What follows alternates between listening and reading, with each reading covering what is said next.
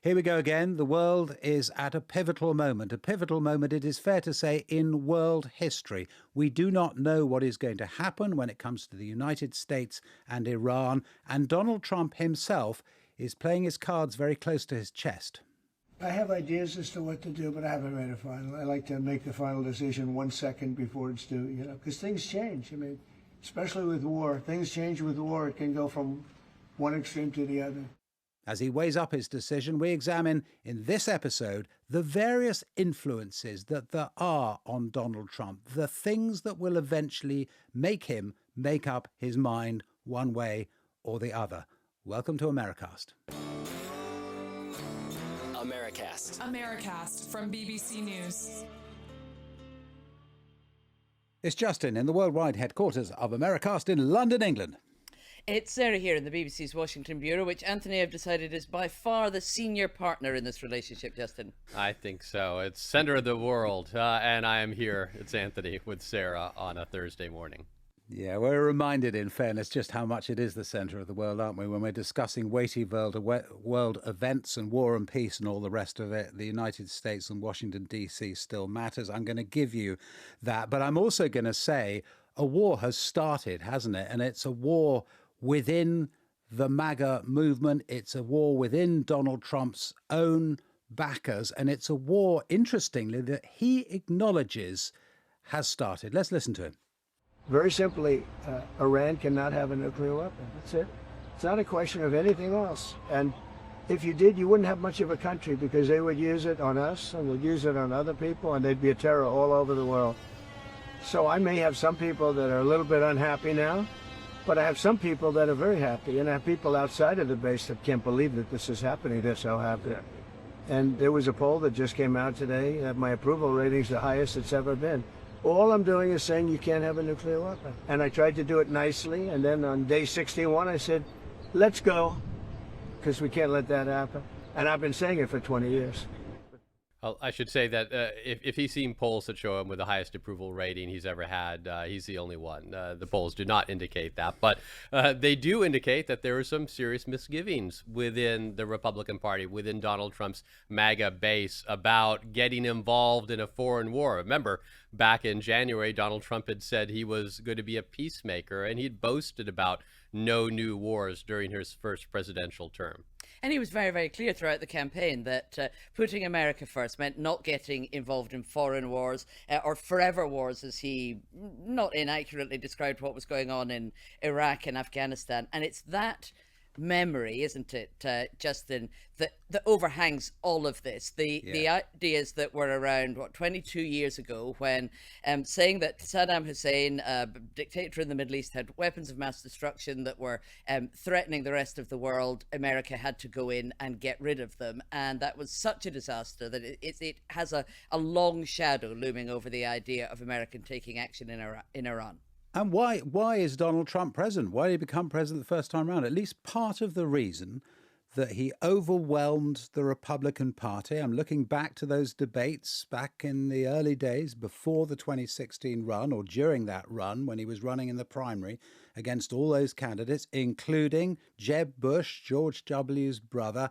And I mean, albeit that actually previously his record on whether or not he supported the Iraq war is a little bit murky, and at times he did seem to support it. But fundamentally, when it mattered, Anthony, during that campaign, he really made a play, didn't he, that the Republican Party had got it wrong, that they expended a load of money and a load of lives and American prestige and got nothing out of it. And that was his thing, wasn't it? That was the thing that he kind of battered on about during those primary debates, and it separated him out from the rest of the pack. And I think we can sometimes forget, actually, how running against the Iraq war and against war generally, and certainly neoconservatism and the idea that you can change the world in America's image, that has been part of the Trump DNA for some time. It has been. That, immigration, and trade were his big apostasies compared to the Republican establishment. And Donald Trump has essentially moved the Republican Party to where he is on those positions. If you remember back when the run up to the Iraq War, you had Colin Powell talking about incontrovertible evidence that Iraq had weapons of mass destruction that were presenting a clear and present danger to the United States. George W. Bush was saying the same thing. So here we are 20-something years later, and the intelligence agencies are saying there's not evidence, overwhelming evidence, that Iran is close to developing a working nuclear bomb.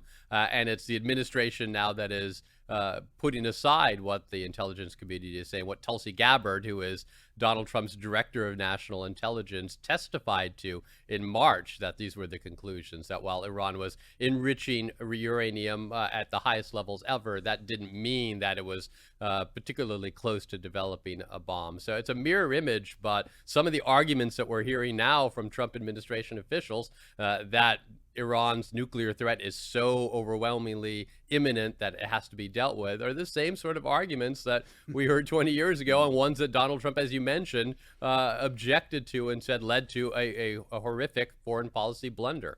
Yeah, it's fascinating the number of splits there are, not just within the MAGA movement and the Republican Party, but even within the administration over this. So you look at Tulsi Gabbard, the Director of National Intelligence, who, as Anthony said, testified that Iran's not that close to a workable nuclear weapon. Then Donald Trump says, yeah, I know she said that, but I take the opposite view. I believe that they are very close. I mean, maybe because he's been persuaded by Benjamin Netanyahu, the Israeli Prime Minister, who he says he speaks to daily about this, who has been arguing for a very long time that Iran is incredibly close to these weapons. But yeah, Donald Trump is just dismissing in public what his own pick for Director of National Intelligence had actually said in Congress. And then within the MAGA movement, there are those who say, hang on a second, we quite like Trump 1.0. We like the Donald Trump who campaigned against all of this stuff. We like the Donald Trump we saw in those primary debates back in 2015, 2016. We don't want to go down this road that suddenly Donald Trump seems to be taking us down now. We're holding out against it. And one of the most influential people doing that is Tucker Carlson, the former Fox News man, who's now got his own kind of roadshow, hasn't he? And to put it mildly, actually, he makes a lot of money and is extremely successful and very much watched on the right. So he had Senator Ted Cruz on, right-wing senator, Trump supporter, someone who is very much on for what the White House wants to do. And in some respects, you would expect, well, that would be kind of a meeting of minds. It certainly would have been a year or so ago. But my goodness, it wasn't. Okay, so you topple the regime and by whatever means. What happens then? How many people live in Iran, by the way? I don't know the population. At all? No, I don't know the population. You don't know the population of the country you seek to topple? How many people live in Iran? 92 million. Okay.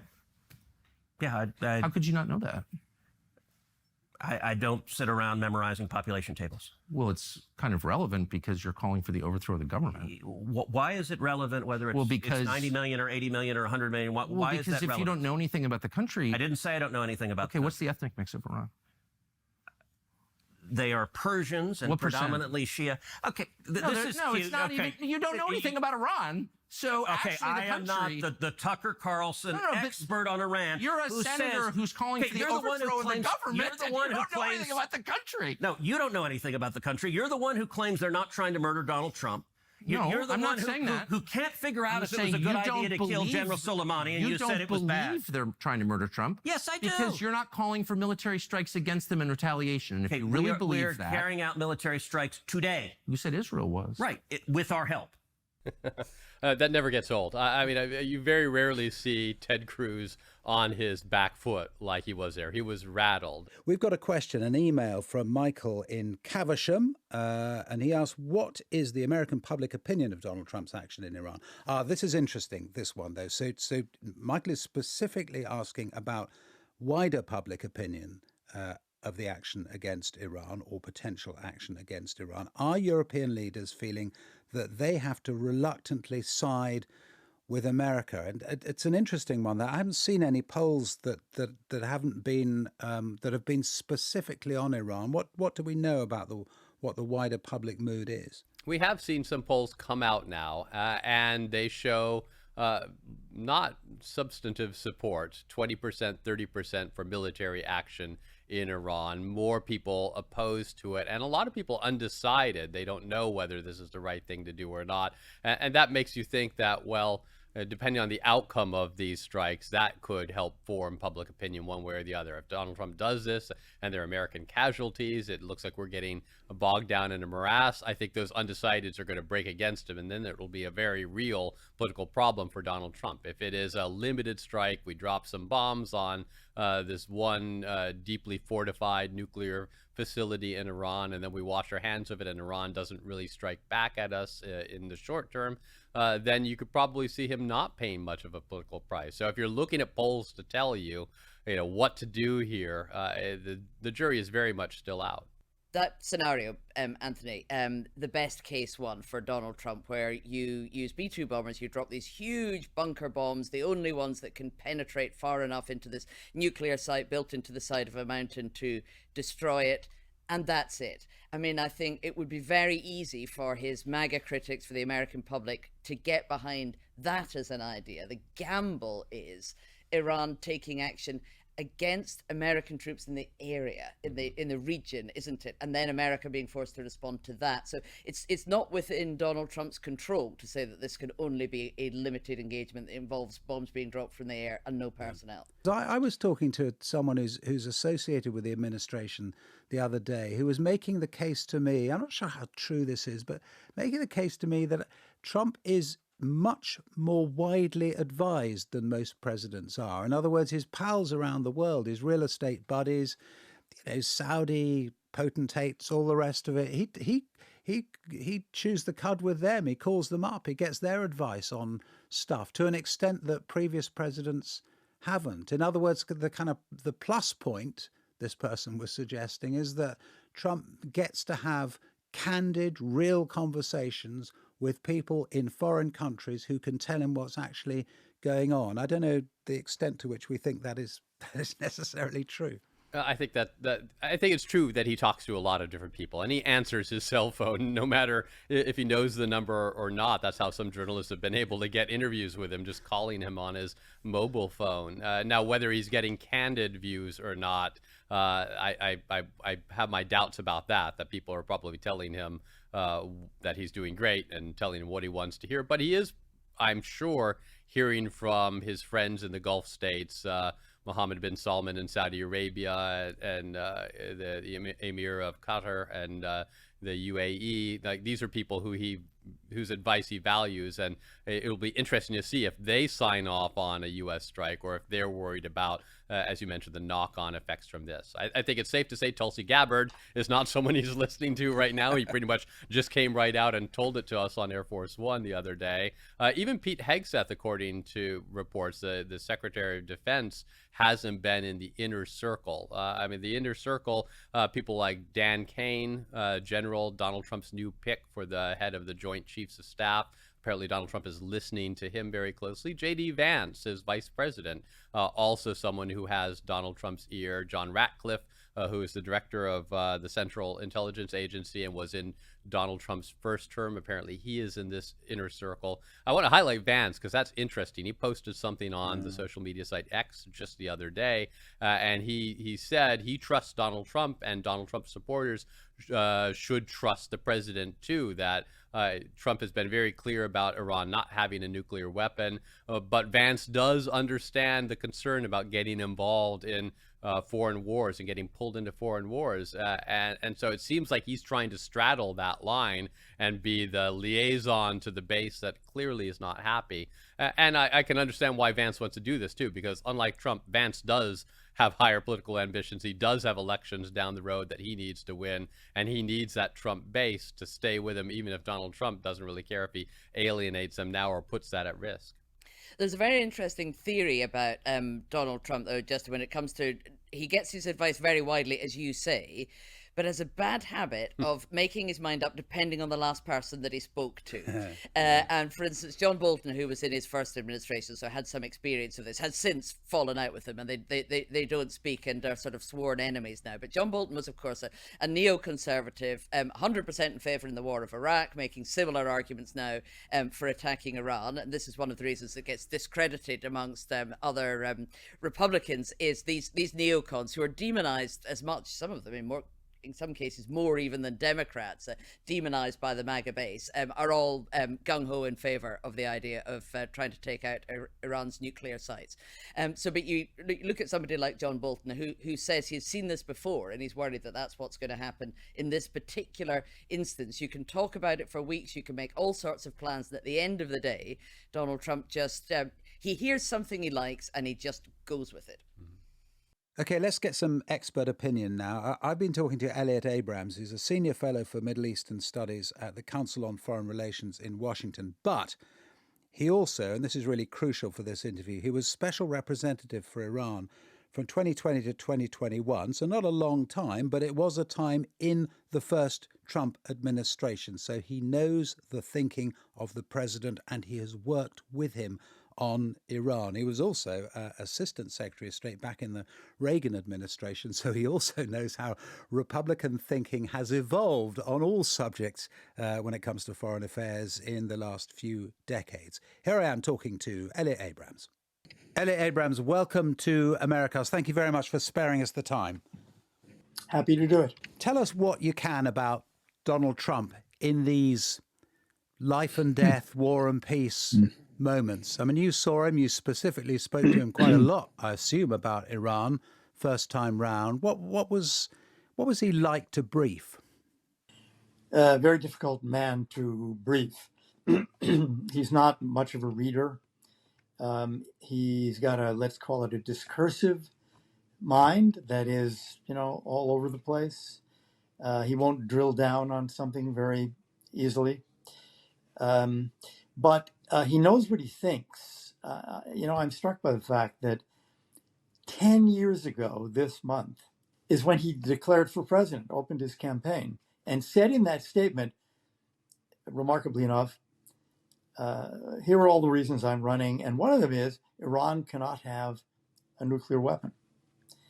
So there are certain ideas that he stays with.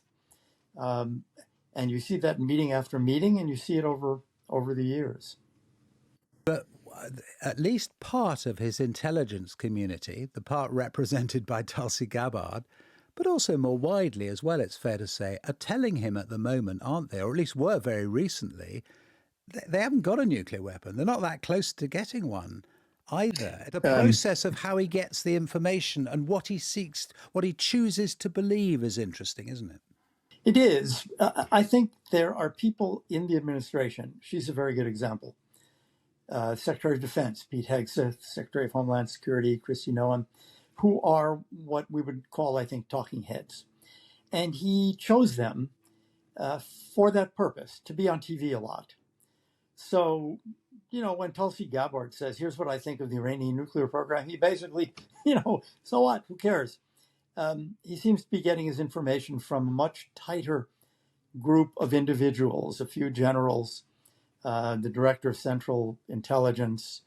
But I think the more sort of standard view of the Iranian nuclear program is no country has ever enriched to 60% without going on to build a nuclear weapon. You don't need that kind of uranium, highly enriched, if all you want is nuclear power. And just before the Israeli strike came the IAEA report and the Board of Governors vote talking about all of the violations by Iran that lead the IAEA to say, we have no idea what's really going on there at this point, but they won't cooperate.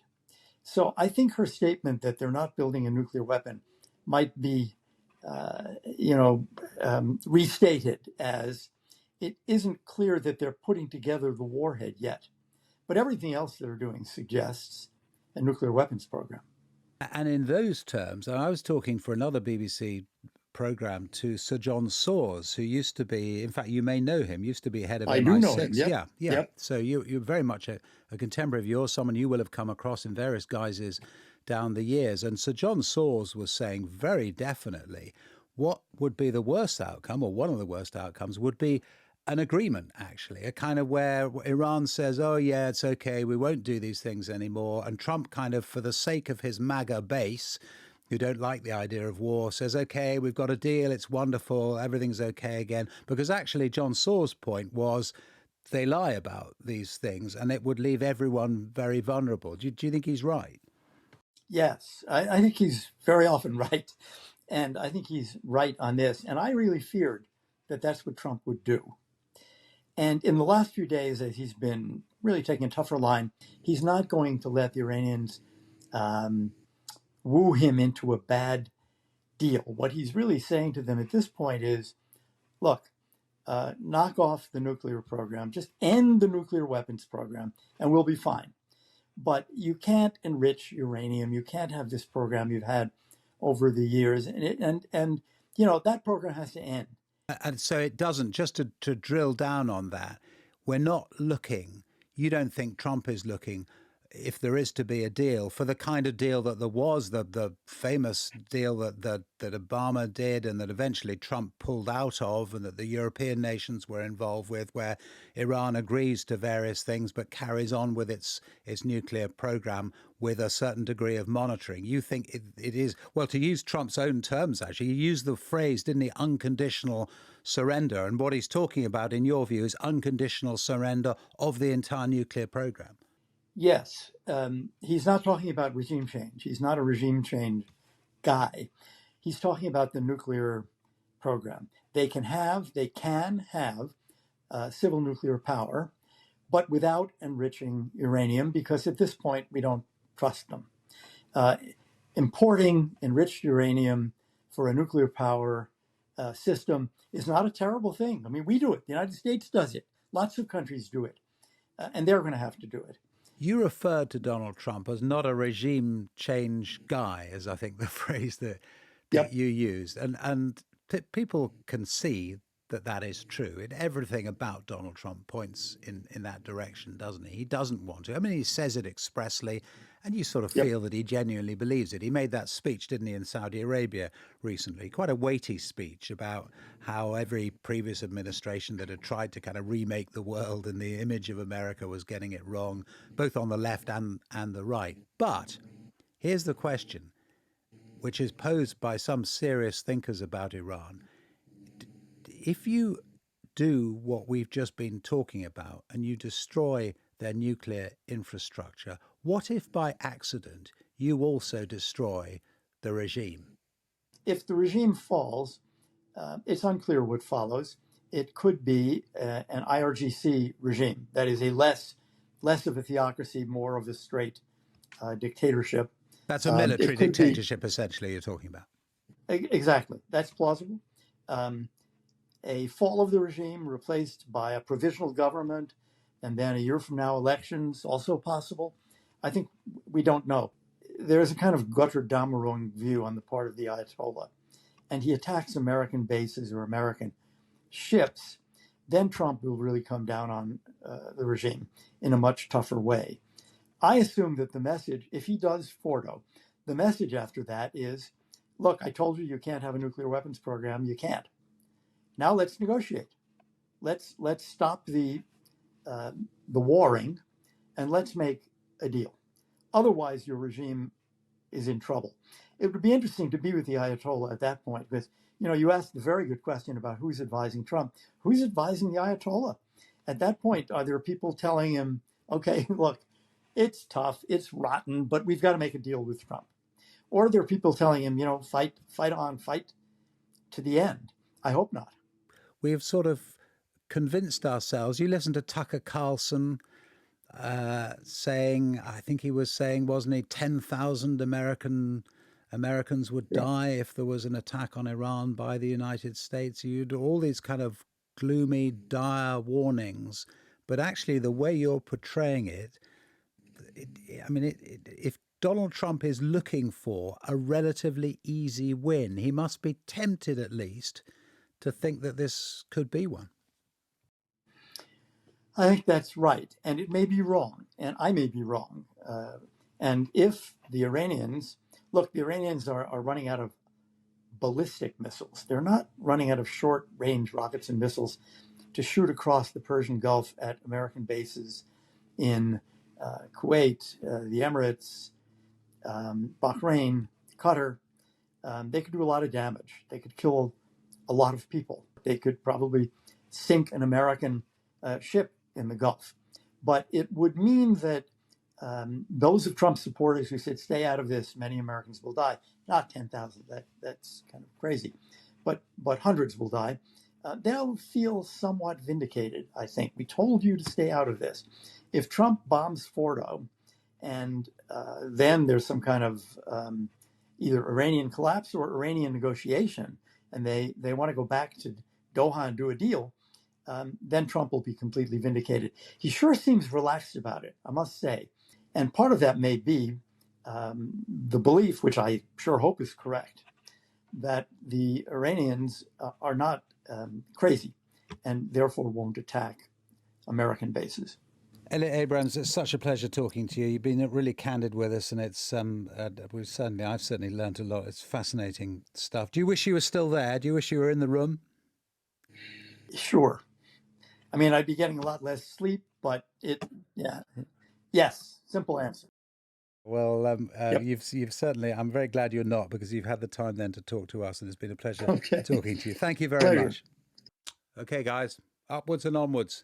That's about it from us for this episode. There'll be plenty more, including potentially some emergency ones, I guess, still to come. But that's it for now. Bye. We are on standby like the American military.